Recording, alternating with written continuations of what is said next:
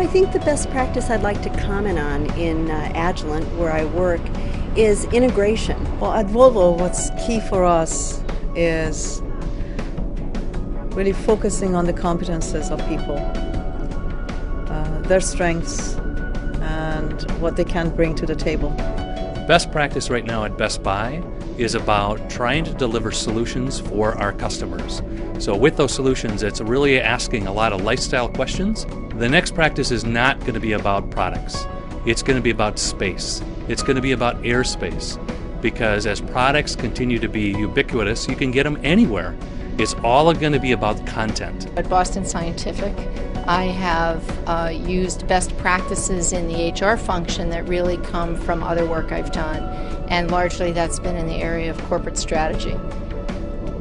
Best practice there has been really large group activity, really going into the bowels, the depths of the company to find answers that I now know 30 years later I can't get from consultants. At GLAXOSMITHKLINE, one of the things that I think we do in terms of a best practice is the inculcation of culture.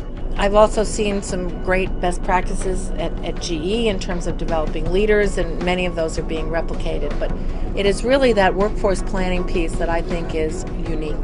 How we drive our culture change and our leadership through our Leaders Teaching Leader program and an Action Learning Executive Ed program.